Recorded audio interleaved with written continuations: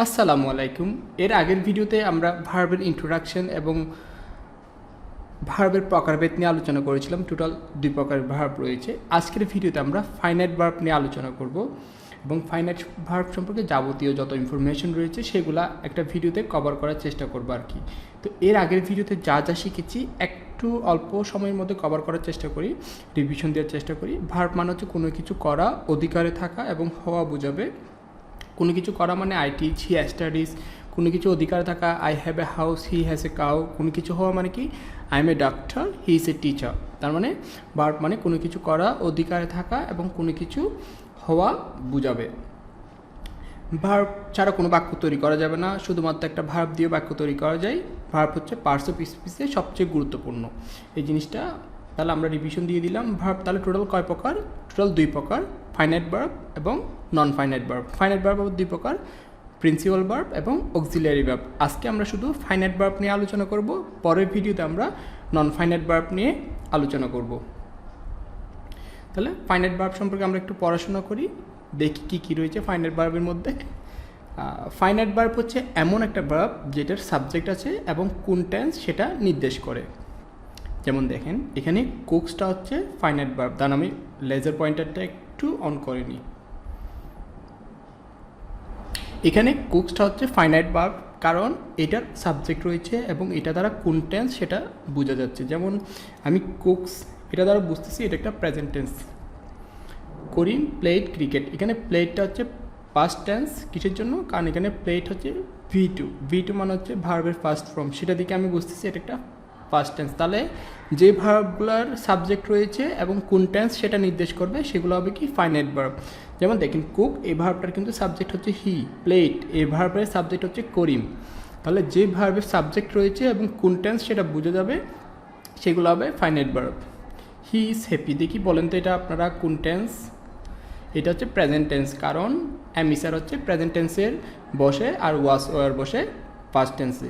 তারা আমি ইজ দ্বারা বুঝতে পারতেছি এটা প্রেজেন্ট টেন্স। তাহলে যেসব ভার্ব দ্বারা বোঝা যাবে এটা কোন টেন্স সেটা হবে ফাইনাইট ভার্ব এবং সাবজেক্টও থাকতে হবে। যেমন দেখেন ইজের সাবজেক্ট হচ্ছে হি এবং সাবজেক্টটা পাশেই বসবে। ফাইনাইট ভার্বে ভার্বের পাশেই কিন্তু সাবজেক্টটা বসবে।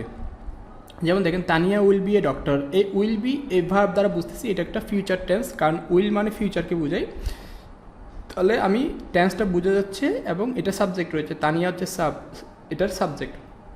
তার মানে যে সকল ভার্বের সাবজেক্ট রয়েছে এবং কোন টেন্স সেটা নির্দেশ করবে সেগুলো হবে কি ফাইনাইট ভার্ব।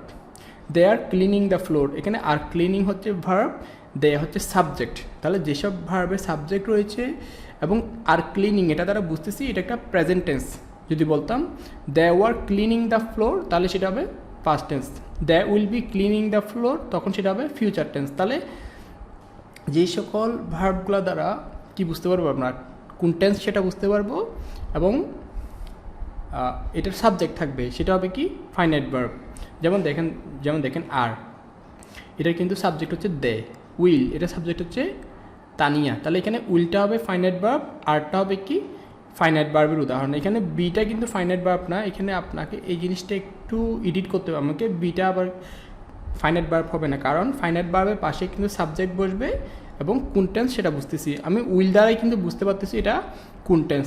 তাহলে এখানে উইলটা হবে ফাইনাইট ভার্ব, এখানে আরটা হবে ফাইনাইট ভার্ব। যেসব, কারণ আমি আর দ্বারাই বুঝতেছি যে কি এটা কোন ভার্ব। এখানে ক্লিনিংটা কিন্তু আবার নন ফাইনাইট ভার্ব, এখানে এটা আমার মিস্টেক হয়েছে। আপনারা এই ক্লিনিংটাকে কী করবেন না, ফাইনাইট ভার্ব বলবেন না। এখানে আরটা হবে ফাইনাইট ভার্ব, উইলটা হবে ফাইনাইট ভার্ব। আমি এই জিনিসটা ব্লার করে দিব যাতে আপনাদের কনফিউশন না করে আর কি। এখানে এটা কি হবে না, এটা হবে নন ফাইনাইট ভার্ব আর কি। জাস্ট এখানে ফাইনাইট ভার্ব হবে উইল এবং আর। এই জিনিসটা আপনাকে একটু আমার মিস্টেক হয়েছে, I am sorry for that. তাহলে ফাইনাইট ভার্বের কী থাকবে, সাবজেক্ট পাশে থাকবে এবং এটা দ্বারা কোন টেন্স সেটা বোঝা যাবে। উইল দ্বারা বুঝতেছি ফিউচার টেন্স, আর দ্বারা বুঝতেছি এটা প্রেজেন্ট টেন্স। তাহলে ফাইনাইট ভার্ব আবার 2 প্রকার, এটা হচ্ছে প্রিন্সিপাল ভার্ব আর এটা হচ্ছে কি অক্সিলিয়ারি ভার্ব। এখানে হি কুকস রাইস, এটা হচ্ছে প্রিন্সিপাল ভার্ব বা মেইন ভার্ব। আবার করিম হ্যাজ প্লেড ক্রিকেট, এখানে হ্যাজটা হচ্ছে অক্সিলিয়ারি ভার্ব, প্লেডটা হবে মেইন ভার্ব। কোনো বাক্যে যদি শুধুমাত্র একটাই ভার্ব থাকে সেটা আবার কিন্তু মেইন ভার্ব হবে, এই জিনিসটা কিন্তু মাথায় রাখতে হবে। যেমন এই বাক্যে একটা ভার্ব রয়েছে সেজন্য এটা হবে কি মেইন ভার্ব। যেমন আই এম এ টিচার, এখানে অ্যামটা কিন্তু আবার অক্সিলারি ভার্ব না। যেমন আই এম প্লেয়িং ফুটবল, এখানে অ্যামটা কিন্তু আবার auxiliary verb. I M a teacher, এখানে আবার অ্যামটা কিন্তু মেইন ভার্ব। কিসের জন্য? যে কোনো বাক্যে যদি একটা ভার্ব থাকে সেটা হবে কি মেইন ভার্ব। যেহেতু আই এম প্লেয়িং ফুটবল, এখানে ভার্ব রয়েছে দুইটা, অ্যাম এবং প্লেয়িং, সেই জন্য এখানে অ্যামটা হবে অক্সিলারি ভার্ব, প্লেয়িংটা হবে মেইন ভার্ব। কিন্তু আই এম এ ডক্টর, এখানে আই এম এ টিচার, এখানে অ্যাম শুধু একটা রয়েছে এবং ভার্ব রয়েছে একটা, আই এম এ টিচার অ্যাম। তাহলে কোনো বাক্যে যদি একটা ভার্ব থাকে সেটা হবে কি আবার মেইন ভার্ব। প্রিন্সিপাল ভার্বটা একটু দেখি। প্রিন্সিপাল ভার্ব একাই 100, অন্য কোনো ভার্বের তার সাহায্য লাগে না। যেমন শি সিংস, তার কিন্তু অন্য কোনো ভার্ব দরকার হচ্ছে না। আই লাইক ইউ, এখানে কিন্তু অন্য কোনো ভার্বের দরকার নেই। He cook dinner, Tania played ludo, Karim runs, she cried. তাহলে এখানে যে sings, like, cooked, played, runs, cried, এই ভার্বগুলো কিন্তু সিঙ্গেলি ব্যবহার করেছি, অন্য কোনো ভার্ব আমার এখানে দরকার হয় নাই। তাহলে যে ভার্বগুলো সিঙ্গেলি ব্যবহার করা যাবে, অন্য কোনো ভার্বের সাহায্য তার লাগে না, সেগুলো হবে কি প্রিন্সিপাল ভার্ব। প্রিন্সিপাল ভার্ব কোনগুলো? যে ভার্বগুলো একাই 100, অন্য কোনো ভার্বের সাহায্য লাগে না, সেগুলো হবে প্রিন্সিপাল ভার্ব। প্রিন্সিপাল ভার্ব আবার দুই প্রকার, একটা হচ্ছে ট্রানজিটিভ ভার্ব, আরটা হচ্ছে ইনট্রানজিটিভ ভার্ব। ট্রানজিটিভ ভার্ব কোনগুলো? যে সকল ভার্বগুলোর অবজেক্ট রয়েছে সেগুলো হচ্ছে ট্রানজিটিভ ভার্ব। যেমন আই লাইক ইউ, এখানে লাইক এটা ট্রানজিটিভ ভার্ব, কারণ এটার অবজেক্ট হচ্ছে ইউ। তাহলে যে সকল ভার্বের অবজেক্ট থাকে সেগুলো হবে ট্রানজিটিভ ভার্ব। হি কুক ডিনার, এখানে কুকটের অবজেক্ট হচ্ছে ডিনার, সেই জন্য যেহেতু এই ভার্বের অবজেক্ট রয়েছে সেই জন্য এটাকে আমরা কী বলবো? Transitive verb. Tania played ludo, এখানে লুডো যেহেতু অবজেক্ট, যেহেতু এই ভার্বের অবজেক্ট রয়েছে সেই জন্য এটা হবে কি ট্রানজিটিভ ভার্ব। তার মানে যে সকল ভার্বের অবজেক্ট রয়েছে সেটা হবে ট্রানজিটিভ ভার্ব। ইনট্রানজিটিভ ভার্ব কোনগুলো? যে সকল ভার্বের অবজেক্ট থাকবে না সেগুলোই হবে ইনট্রানজিটিভ ভার্ব। যদি যে সকল ভার্বের অবজেক্ট থাকলে যদি ট্রানজিটিভ হয় তাহলে ইনট্রানজিটিভ হবে কোনগুলো? যে সকল ভার্বের অবজেক্ট থাকবে না।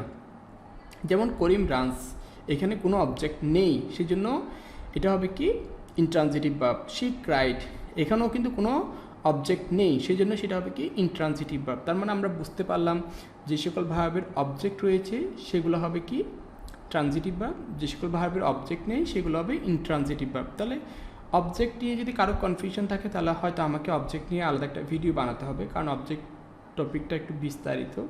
বাট যারা অলরেডি অবজেক্টটা বুঝেন তাদের জন্য হয়তো ব্যাপারটা খুব সহজে ক্যাচ করতে পারতেছেন, কিন্তু যারা অবজেক্ট বুঝেন না, আমি জাস্ট সিম্পলি একটু বলার চেষ্টা করি। যখন আপনি ভার্বকে কী বা কাকে দ্বারা প্রশ্ন করবেন তখন যে উত্তরটা পাবেন সেটা হবে অবজেক্ট। যেমন আই লাইক হুম, কাকে দ্বারা প্রশ্ন করতেছি, আমি কাকে পছন্দ করি, তোমাকে পছন্দ করি, এখানে তাহলে উত্তর যেহেতু পেয়েছি সেটা হবে কি অবজেক্ট। হি কুক ডিনার, সে কী রান্না করেছিল, হি কুকড, সে কী রান্না করেছিল, সে ডিনার মানে রাতের খাবার রান্না করেছিল, যেহেতু উত্তর পেয়েছি সেটা হবে কি অবজেক্ট। ঠিক আছে, কীভাবে এটার অবজেক্ট বের করতে পারবেন। কিন্তু দেখেন করিম রানস, কী দূরাচ্ছিল, কোনো উত্তর পাচ্ছি না, কাকে দূরাচ্ছিল, কোনো উত্তর নাই, সেই জন্য এই সকল ভার্বের সাথে অবজেক্ট বসে না। শি ক্রাইড, সে কী কান্না করেছিল, এটারও কোনো উত্তর হয় না। সে কাকে কান্না করেছিল, এটারও কোনো উত্তর হয় না। তাহলে কিছু ভার্ব রয়েছে যেটার কোনো অবজেক্ট থাকে না, সেগুলোকে বলবো কি ইনট্রানজিটিভ ভার্ব। যে সকল ভার্বগুলো রয়েছে, যে সকল ভার্বের অবজেক্ট রয়েছে সেগুলোকে আমরা কি বলবো? Transitive verb. তাহলে অক্সিলারি ভার্বগুলো একটু দেখি। অক্সিলারি ভার্ব কিন্তু আবার দুই প্রকার, কিছু হচ্ছে প্রাইমারি অক্সিলারি, কিছু হচ্ছে মডেল অক্সিলারি। তাহলে প্রাইমারি অক্সিলারিগুলো কী কাজ করে সেটা একটু দেখি। প্রাইমারি অক্সিলারিগুলো বাক্য গঠনে, টেন্স গঠনে সাহায্য করে। Sorry for that. He is playing cricket, he has played cricket. যেমন দেখেন এখানে হি ইজ প্লেয়িং ক্রিকেট, এটা হচ্ছে প্রেজেন্ট কন্টিনিউয়াস টেন্স। এই প্রেজেন্ট কন্টিনিউয়াস টেন্স তৈরি করতে ইজটা আমাকে সাহায্য করেছে। এখানে ইজটা হচ্ছে অক্সিলারি ভার্ব, প্লেয়িং হচ্ছে main verb. He has played cricket, এখানে হ্যাজটা হচ্ছে অক্সিলারি ভার্ব, প্লেডটা হচ্ছে মেইন ভার্ব। তাহলে এই অক্সিলারি ভার্বগুলো মানে এই প্রাইমারি অক্সিলারিগুলো কী করতেছে? টেন্স গঠনে সাহায্য করতেছে, সেই জন্য আমরা এগুলো কী বলবো?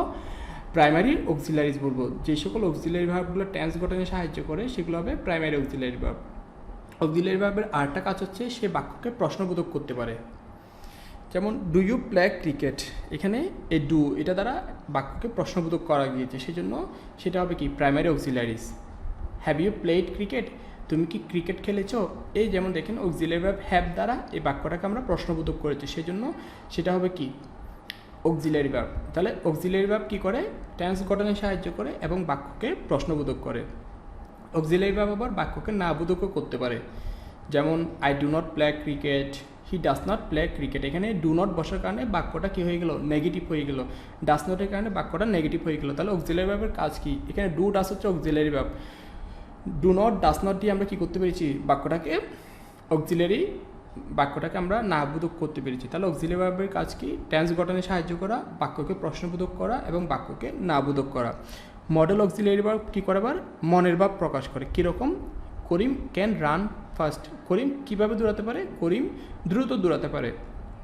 হি মাইট কাম, সে আসতেও পারে নাও আসতে পারে। আই মাস্ট ডু ইট, আমি এটা অবশ্যই করব।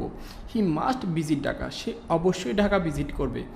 Tania had better visit a doctor, তানিয়ার অবশ্যই ডাক্তারকে দেখানো উচিত। এই যে তার মনের ভাবগুলা, সে কি আসতে পারে নাকি নাও আসতে পারে, আমি অবশ্যই আসবো, তানিয়ার ডাক্তার দেখালে ভালো হয়, সে দ্রুত দৌড়াতে পারে। এই যে বিভিন্ন ধরনের মনের ভাবগুলো আমরা কীভাবে প্রকাশ করতে পারি?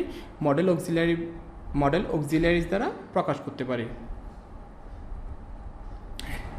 আজকের ভিডিওতে এতটুকুই থাক। আমরা ফাইনাইট ভার্বের টোটাল জিনিসটা আলোচনা করেছি। আমি ভিডিওটা শেষ করার আগে একটু রিভিশন দেওয়ার চেষ্টা করি, সম্পূর্ণ আমরা যা যা শিখেছি সেটা একটু আমরা রিভিশন দিয়ে ফেলি, তাহলে হয়তো আমাদের জন্য ভালো হবে।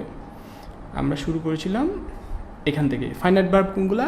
যেগুলোর সাবজেক্ট আছে এবং কোন টেন্স সেটা নির্দেশ করবে। যেমন দেখেন কুকস, এটার কিন্তু সাবজেক্ট রয়েছে এবং এটা দ্বারা বুঝতেছি এটা একটা প্রেজেন্ট টেন্স। ফাইনাইট ভার্ব হবে দুই প্রকার, একটা হচ্ছে প্রিন্সিপাল ভার্ব, আরটা হচ্ছে অক্সিলিয়ারি ভার্ব। তাহলে প্রিন্সিপাল ভার্ব কোনগুলো? যে ভার্বগুলো একাই একশো, অন্য কোনো ভার্বের সাহায্য লাগে না, সেগুলো হবে কি প্রিন্সিপাল ভার্ব। যেমন she likes, she sings, I like you, he cook dinner, এগুলো হবে এখানে কুকটা হবে প্রিন্সিপাল ভার্ব, কারণ এগুলো একাই একশো এবং অন্য কোনো ভার্বের সাহায্য এখানে লাগতেছে না। প্রিন্সিপাল ভার্ব আবার দুই প্রকার, ট্রানজিটিভ ভার্ব, ইনট্রানজিটিভ ভার্ব। যে সকল ভার্বের অবজেক্ট রয়েছে সেগুলো হবে ট্রানজিটিভ ভার্ব, যে সকল ভার্বের অবজেক্ট নেই সেগুলো হবে ইনট্রানজিটিভ ভার্ব। প্রাইমারি অক্সিলারি যেগুলো রয়েছে সেগুলো বাক্যে তিন ধরনের কাজ করে, টেন্স গঠনে সাহায্য করে, বাক্যকে প্রশ্নবোধক করে এবং বাক্যকে নাবোধক করে। মডেল অক্সিলারি যেগুলো রয়েছে সেগুলা মনের ভাব প্রকাশ করতে পারে। আশা করি ফাইনাইট ভার্ব সম্পর্কে আপনি একটা কমপ্লিট নলেজ পেয়েছেন যে ফাইনাইট ভার্বগুলো কীভাবে কাজ করে। আমি চেষ্টা করেছি যথেষ্ট আপনাকে বোঝানোর। এরপরে যদি আপনি না বুঝেন তাহলে কমেন্টে জানাতে পারেন, আমি আপনাকে বোঝানোর চেষ্টা করব। যদি ভিডিওটা ভালো লাগে তাহলে অবশ্যই একটা লাইক দিবেন। এই ধরনের ভিডিও যদি আরও পেতে চান তাহলে আমার চ্যানেলটা সাবস্ক্রাইব করে রাখতে পারেন। সবাইকে অসংখ্য ধন্যবাদ। আসসালামু আলাইকুম।